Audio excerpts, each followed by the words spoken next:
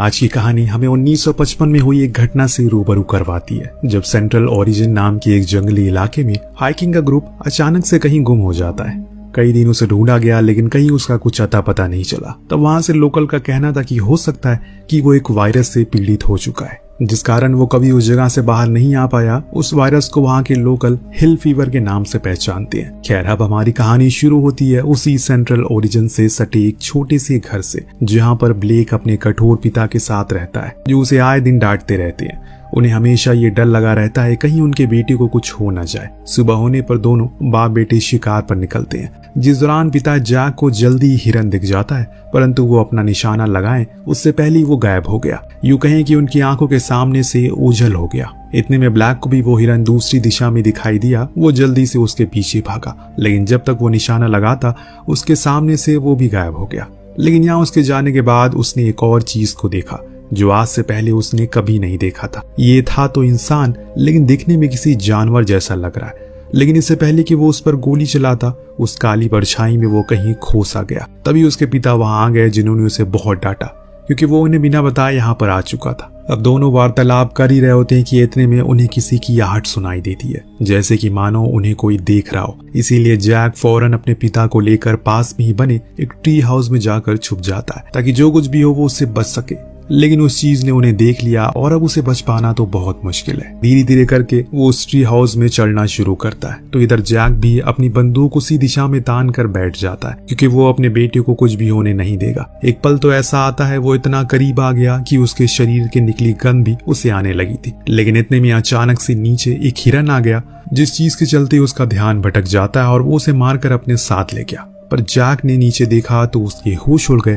वो जो कुछ भी था उसने उस हिरन का बड़ी बेरहमी से खून किया, उसके शरीर के हर एक हिस्से को काटा। उसने अपने पिता से घबराते हुए पूछा कि पापा ये क्या था, तो जैक कहते वो बस एक बड़ा सा भालू था। लेकिन जैक सच जानता है वो जो कुछ भी था भालू तो बिल्कुल नहीं था। अब रात होने पर ये दोनों डिनर पर बैठते हैं। खाने के बाद जैक अपने टाउन में रह रहे एक आदमी से फोन पर बात करता है, जिसको ब्लैक भी सुन लेता है। वो उसे बता रहा था कि आज उसने उस हाइकर को देखा है जो कि 55 साल पहले गुम हो गया था, लेकिन अब वो नहीं रहा बल्कि कुछ और बन चुका है। उसकी ये बातें पीछे खड़ा ब्लैक भी सुन लेता है, लेकिन वो अपने पिता से कुछ कहता नहीं, परंतु उसके ये शब्द उसके दिमाग में हमेशा के लिए बैठ जाते हैं। तो अब समय 30 साल आगे बढ़ गया है। ब्लैक अब बड़ा हो चुका है, उसकी शादी हो गई, एक छोटी बेटी है जिससे वो बेहद ही प्यार करता है। हमेशा उसी के साथ रहता है क्योंकि उसकी बीवी ज्यादातर काम में उलझी रहती है। इसीलिए जिंजर अपने पिता से ज्यादा करीब है, ज्यादा समय उन्हीं के साथ बिताना वो पसंद भी करती है। अब रात होने पर जब लिली काम से घर लौटी तो उसने ब्लैक के हाथों में कुछ पेपर रख दिए, जो असल में उसके पिता का डेथ सर्टिफिकेट था। दरअसल वो काफी समय से मिसिंग थे। बहुत समय तक वहाँ की पुलिस उन्हें तलाशने की कोशिश की, लेकिन जब वो नहीं मिले तो उन्होंने उसे मृत्यु घोषित कर दिया। दरअसल ब्लैक जब कुछ बड़ा हुआ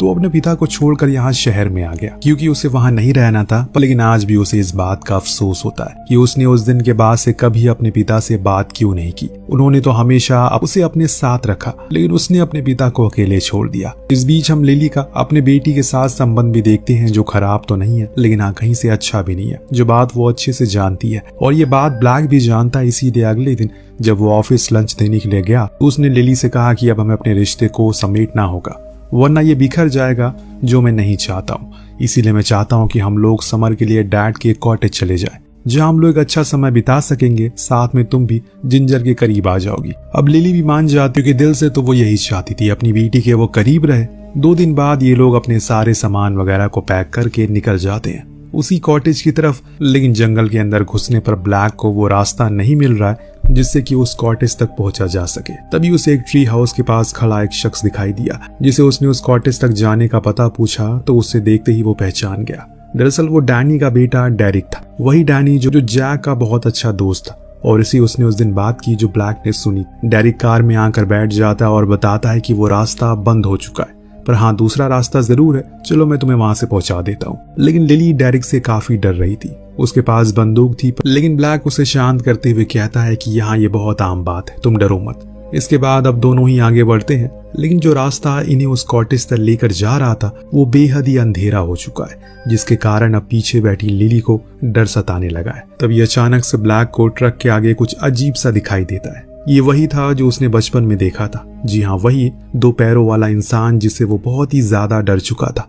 उसी चक्कर में उनकी ट्रक जाकर एक पेड़ से टकरा गई, जिससे हुआ ये सभी घायल हो गए लेकिन किसी को कुछ खास नुकसान नहीं हुआ। लेकिन डेरिक की अब शामत आने वाली है क्योंकि वो क्रिएचर अब उसकी ओर बढ़ रहा है। ब्लैक ने बहुत कोशिश की उसे अपनी तरफ रखने की, लेकिन आखिरी समय पर वो उसे घसीट कर बाहर ही ले गया। वहीं उनके सामने ही वो नोच कर खा गया, जो देख उनका पूरा परिवार सहम जाता है। पर ब्लैक अपने परिवार को कुछ होने नहीं देगा। उसने दिमाग लगाया, फौरन खिड़की को खोलने की कोशिश में लग गया, लेकिन इतने में वो उसके पास भी आ गया। पर तभी एक जानवर की आवाज से वो दूर चला गया और इसी का फायदा उठाकर ब्लैक दोनों को ही लेकर बाहर आ गया। वहां से जल्दी उन्हें लेकर कॉटेज की ओर जाने लगा, लेकिन उनकी गन से उस दानव को उनकी ओर आकर्षित कर दिया, जिससे वो उनके पीछे ही था। पर जल्दी से उसने गेट को खोलकर अपने परिवार को अंदर कर दिया और गेट को मजबूती से लॉक कर दिया। तब उसकी बीवी ने उसे पूछा कि ये जो कुछ भी था ये क्या था।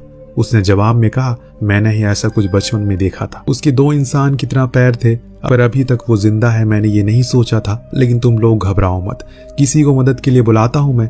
इतना कहने के बाद जाकर वो सबसे पहले तो जनरेटर को ऑन करता है ताकि जल्दी से रोशनी आ सके। इस बीच उसने जब अपनी बेटी को देखा तो वो बहुत ही ज्यादा डर चुकी है। जो देख उसने उसे प्यार से समझाया, बेटा तुम्हें कुछ नहीं होगा, वो बस एक जंगली भालू था, तुम सो जाओ, अब थक गई होगी, कल सुबह हम लोग बोटिंग चलेंगे। अब वो छोटी सी बच्ची उसकी कही बात मान लेती है और चुपचाप सो जाती है। लेकिन लिली को कुछ ठीक नहीं लग रहा है क्योंकि ब्लैक कुछ ज्यादा ही डरा हुआ है। यहाँ तक कि उसने वो मेन गेट के पास अलमीरा रख दी है ताकि कोई भी अंदर झटके से ना घुस सके। इसके बाद वो अपने डैड के रूम में जाता है जहाँ उसे एक पुराना रेडियो मिलता है, जिसे वो किसी को मैसेज देने की कोशिश में लग गया, लेकिन शायद वो चल नहीं रहा है। इतने में उसे अचानक तेज सी भूख लग जाती है। वो कुछ खाने के लिए किचन में जाता है, जो कुछ भी मिलता है उसे खाना शुरू करता है। इतने में अचानक से उसका एक दांत टूट गया, उसे दर्द होने लगा। जो सुन लिली फौरन उसके पास आई और उसकी ड्रेसिंग करने लगी।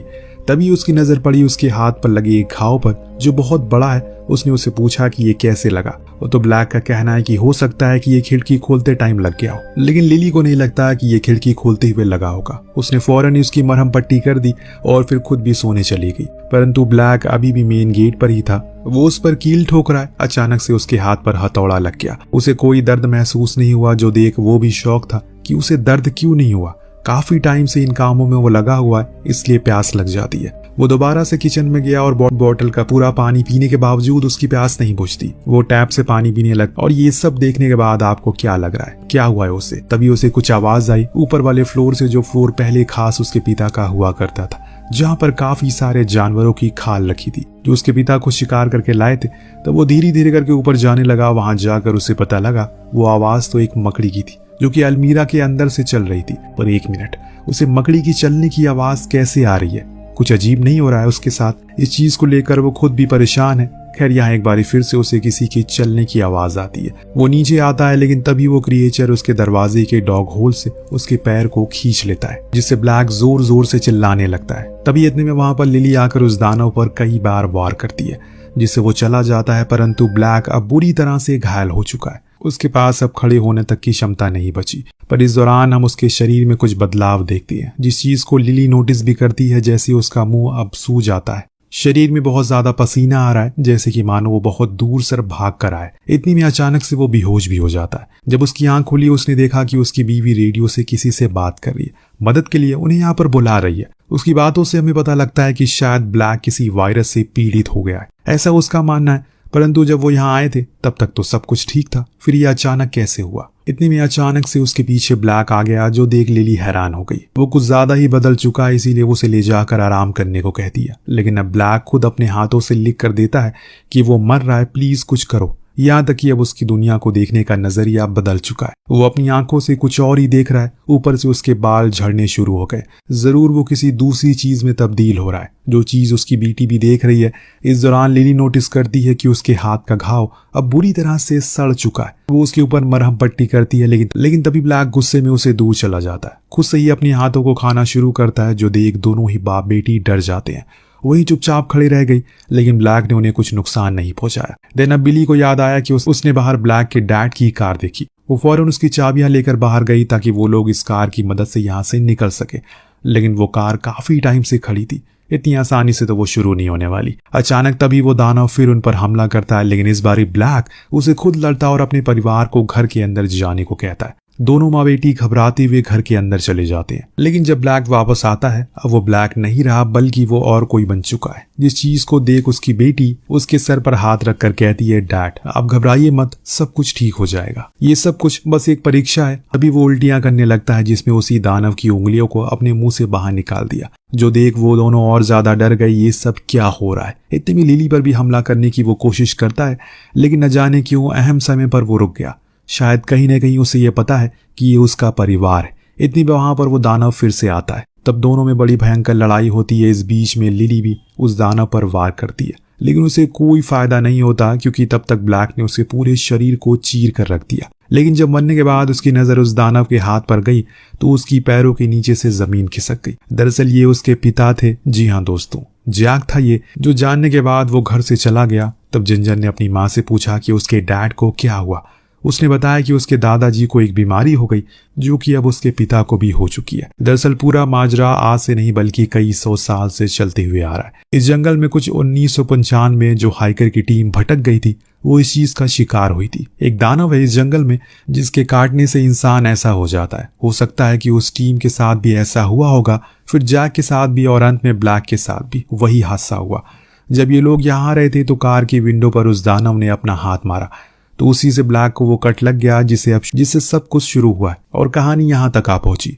लेकिन ब्लैक अब अपने परिवार से दूर नहीं होना चाहता। वो वापस से घर में आया ताकि अपनी बेटी से मिल सके, पर लिली ने ऐसा होने नहीं दिया। वो उसे चाकू मारकर पीछे तबेले में चली गई, लेकिन ब्लैक वहां पर भी आ गया। गलती से उसका पैर एक ट्रैप में फंस गया और इसी का फायदा उठाकर ये दोनों जंगल में जा छुपे। लेकिन ब्लैक को अपनी बेटी से मिलना था, इसीलिए उसने खुद के पैरों को ही काट दिया। रेंगते हुए जंगल में गया जहां उसने अपनी सूंघने की पावर से पता लगा लिया कि वो दोनों कहाँ हैं। वो दोनों उसी ट्री हाउस में छुपे जिसमें आज से नहीं बल्कि कई साल पहले से ब्लैक अपने पिता के साथ छुपा था जब उन पर हमला हुआ था। और इस चीज को देखकर ब्लैक की आंखों में आंसू आ जाते हैं। वो धीरे धीरे ऊपर चढ़ा ताकि अपनी बेटी को एक आखिरी बार छू सके, लेकिन जैसे ही वो उसके करीब आया लिली ने उसे शूट कर दिया। जिंजर अपने पिता को इस हालत में देखकर समझ ही नहीं पाती कि इतनी जल्दी उन्हें क्या हो गया। अभी तो वो अच्छे खासे थे, लेकिन जब ब्लैक ने अपनी आखिरी सांसें भरी तो उसे एहसास हो गया अब उसके पिता उसे छोड़कर जा रहे हैं और इसीलिए वो उनसे लिपट कर रोने लगती है।